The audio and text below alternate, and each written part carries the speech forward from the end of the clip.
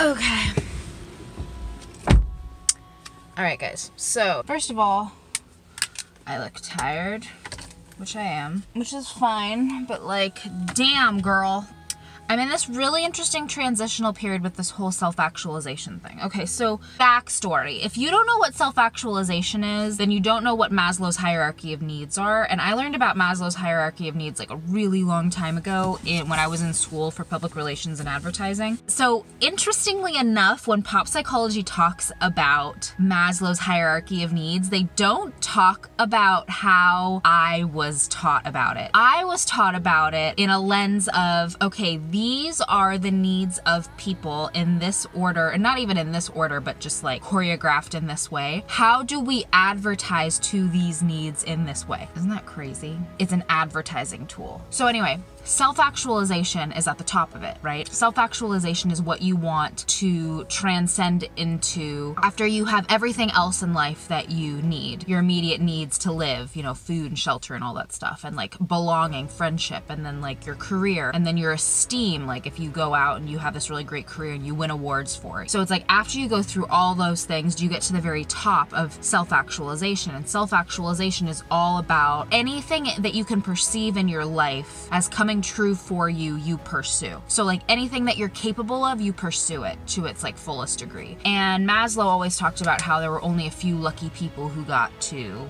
you know, be this way. I don't necessarily think that's true. I feel like a lot of us can go for self-actualization, and really that's just about giving yourself permission, you know, outside of the conformities of society to like be who and what you want to be and what you are. And of course, this graduates into this conversation of spirituality, right? And that's like ultimately why this whole like homecoming to what self-actualization means for me has happened, because I was like, I've really lost touch with who I am through all these relationships, through everything that I've been through since high school. So for like, since 2005, of just sort of reactionary living style, negativity, and, you know, really tumultuous relationships, dealing with feelings of jealousy and then betrayal and you know, all this stuff. And it's really taken me away from the core, the crux of who I really am. And I would think back and remember, you know, the simplicity, the golden days.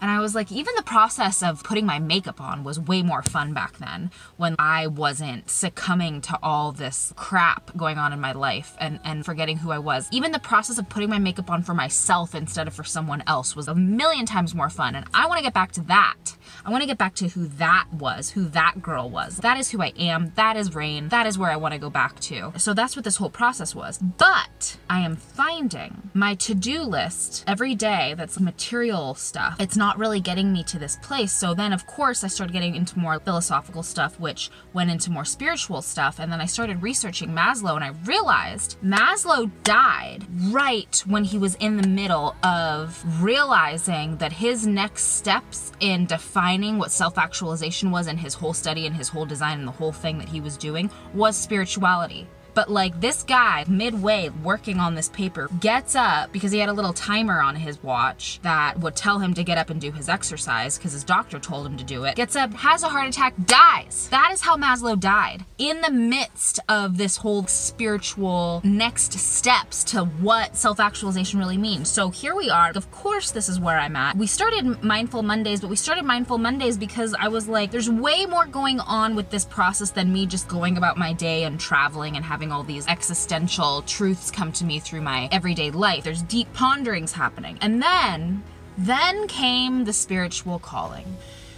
So, confessional. I have been interested and engulfed in the New Age for a very long time. That means that I've been interested in stuff like astrology, obviously, and human design, obviously, because we've talked about it before. I haven't gone about it in depth, but it's always stuff that's really, really interested me. And the more I sought it out, the more I met people who were into it too. Then there's like New Age practices, and then there's manifesting. It's all been a part of this language that has been really easy for me to speak and find people who speak the same language. It also came with this sort of like agnosticism. I had two parents who came from two different religious backgrounds, and I never had to choose what religion I wanted to be. So because of it, there was this like, okay, I'm not gonna choose. this is just what's gonna happen. It was a default. I got into the New Age and like crystals and like all this stuff. It was easy to be sort of like agnostic in that world, right? Because it's like this all accepting or all love sort of place, you know? And then you get into metaphysics, and then there's like science involved, and then you get into a lot of really interesting things that like made sense to me. What's interesting is that, you know, I also have to take responsibility for the decisions that I have made. And so in this process of like losing myself, I feel like this New Age path and this agnosticism and this lack of identity and this sort of going off into whims of what I want to do for pleasure and desire and whatever I want in the moment, that always ended up leading me to these places that actually ended up really hurting me and ended up being really destructive. I feel like there's a theory that I have now that I don't think that that happened for no reason. I feel like because there was no structure,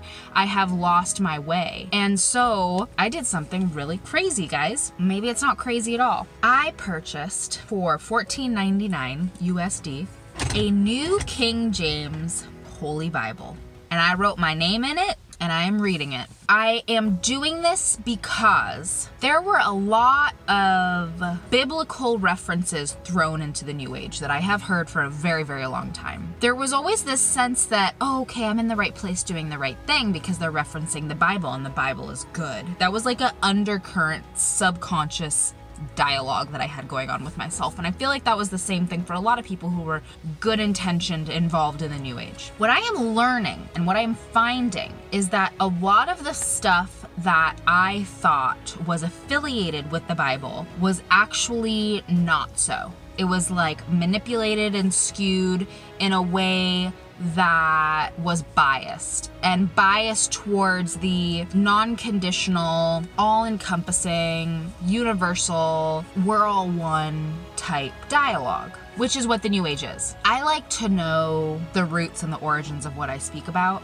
and I don't like to be duped. It makes me feel really foolish to think that I was thinking I was associating with scripture, but I wasn't. So I feel like I have been misguided, and because of that, and because of this whole coming back down to who I am, and because of this whole calling with spirituality, and because I realized that Maslow wasn't even able to go there, I have to go on this next journey. And this next journey is really clarifying the information that I have been utilizing in my life and taking survey that maybe it's really led me astray. Maybe I just have to be honest with myself about it. Maybe that's freaking true. Get real with the real data.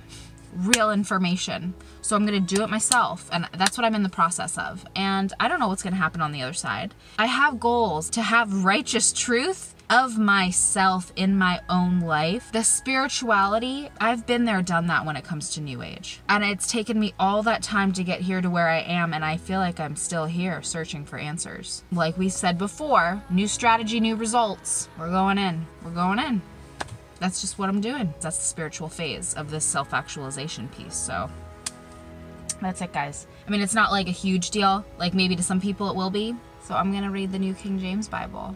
And I'm not gonna be like a Bible pusher, obviously. Like I don't have the repertoire to be that way. But I do want to learn the truth of what that scripture was. I thought I was associating with it, but I was not.